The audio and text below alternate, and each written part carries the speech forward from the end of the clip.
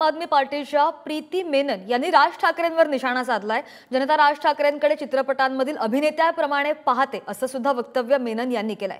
राज ठाकरे कधी नायक तर कधी खलनायक असतात असं सुद्धा मेनन यांनी म्हटलंय। तर महायुतीनं एक अभिनेता आणि वक्ता भाड्यावर घेतलाय असा आरोप सुद्धा त्यांनी केलाय। मनसेचा ग्राउंडवर एकही कार्यकर्ता नाही असं सुद्धा मेनन यांनी म्हटलंय। महाराष्ट्रामध्ये लोकसभा निवडणुकीच्या 3 टप्प्यांसाठीचं मतदान जे ते पूर्ण झालेलं आहे। 2 टप्पे उरलेत। 20 तारखेला मुंबई लोकसभा म्हणजे मुंबईमध्ये ज्या 6 लोकसभा मतदारसंघ आहेत त्यासाठीचं मतदान सुद्धा पार पडणार आहे। या सगळ्या पार्श्वभूमीवर बोलण्यासाठी आपल्यासोबत आम आदमी पक्षाच्या प्रीती मेनन मॅडम आहेत। मॅडम तुमचं स्वागत खरं तर। आणि सगळ्यात पहिलं तुम्ही आज पत्रकार परिषद घेऊन एक भूमिका स्पष्ट केली महाविकास आघाडीला पाठिंबा असल्यासंदर्भात। काय नेमकी भूमिका होती आणि मुंबईतलं चित्र आता तुम्हाला नेमकं काय वाटतं? आम आदमी पार्टी हे इंडिया अलायन्सचा एक इम्पॉर्टंट भाग आहे आणि अरविंदजी केजरीवाल ते तुरुंगात आहेत, ही इज अंडर अरेस्ट। पण त्यांनी आम्हाला स्पष्ट आदेश दिले आहे, ॲडवाईस दिली आहे की आम्ही उद्धवजी ठाकरे, शरद पवार, महाविकास आघाडीबरोबर आम्हाला उभं राहायचं आहे, त्यांच्याबरोबर कॅम्पेन करायचं आहे। तर मुंबईमध्ये आणि महाराष्ट्रामध्ये आमची कॅम्पेन चालू आहे। तुम्ही ऐकलं असेल आमचे नेते संजय सिंग खूप वेळी आले आहे, काल पण पिंपरी चिंचवडमध्ये होते, मुंबईमध्ये पण येणार आहे। मुंबईची टीम 6 लोकसभामध्ये ॲक्टिव्हली काम करत आहे कॅन्डिडेटच्या बरोबर सुद्धा आणि आमचं खूप इथे सपोर्ट बेस आहे। 2014 मध्ये आम्हाला 2,70,000 वोट भेटले होते आणि आम्ही आता BMCसाठी खूपच कार्यकर्ता आम्ही जॉईन केले आहे। तर आमचे 3 लाख कार्यकर्ता आणि आमची सपोर्ट बेस आता मुंबईत म्हणजे आमचे डेटानुसार 12% आमची सपोर्ट बेस आहे।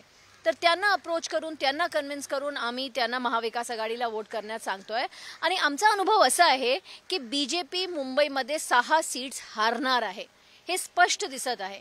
त्यांनी इम्पोर्टेड कॅन्डिडेट्स आणले, त्यांनी बिल्डर लॉबीला कॅन्डिडेट बनवलं, पण मुंबईकर आता त्यांना सगळं दिसतं। आता कॅन्डिडेट एज्युकेटेड म्हणजे वोटर एज्युकेटेड असतात, त्यांना माहीत असतं की हे बिल्डर आहे, ह्यांचा SRAचा प्रॉब्लेम होतं, ह्यांनी असं घोटाळा केलाय तसं घोटाळा केलाय।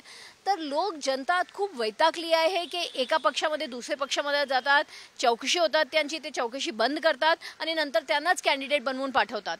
तर मुंबईमध्ये मला असं स्पष्ट दिसतंय की BJPचे हे सगळे अटेम्प्ट्स फेट झाले आहे। त्यांनी वाद निर्माण करण्याची प्रयत्न खूप केले आहे।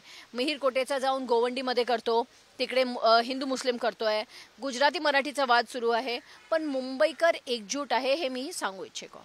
पंतप्रधान नरेंद्र मोदी असतील किंवा अमित शहा असतील त्यांचे सुद्धा महाराष्ट्रात खूप दौरे झाले, खूप भाषणे झाली। याचा किती परिणाम होईल महाराष्ट्राच्या लोकसभेवर किंवा मुख्यत्वे मुंबईच्या लोकसभेवर? कारण अमित शहा हे उत्तर मुंबईमध्ये सुद्धा एक बाईक रॅली काढणार आहेत असं समजतंय। याचा कितपत परिणाम होईल मतदारांवर?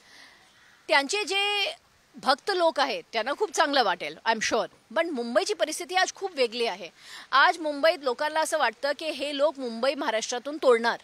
ओके, सगळ्यांना असं वाटतं आणि BJP नेता स्वतः म्हणाले आहे लोकांना की मुंबईला युनियन टेरिटरी करू, मुंबईचं सगळं ते ॲज इट इज प्रकल्प घेऊन गेले आहे गुजरातला। तर मुंबईकर खूप नाराज आहे आणि इथे तुम्ही गुजराती मराठी करायचा प्रयत्न करणं म्हणजे एकदम ॲब्सोल्युटली युजलेस आहे, कारण मुंबई महाराष्ट्राचे गुजराती जे आहे ते गांधीवादी आहे। ओके, गुजराती आहे म्हणजे सगळे BJP सपोर्टर्स आहे तसं नसतं। तर मुंबईकर जे आहेत, मुंबईला तोडण्याचा जर प्रयत्न केला अमित शहानी, त्याला मुंबईची जनता कधीही ऐकणार नाही। आणि नरेंद्र मोदीचे जे कालचं म्हणजे त्यांचं बयान होतं, काय त्यांनी म्हटलं की ते नकली औलाद सारखं त्यांनी काहीतरी म्हटलं असं। हे कोणती भाषा आहे? महाराष्ट्राची जनता हे स्वीकार करणार नाही। कॅमेरा पर्सन संतोष बोडारे समी विक्रांत शिंदे, पुढारी न्यूज, मुंबई।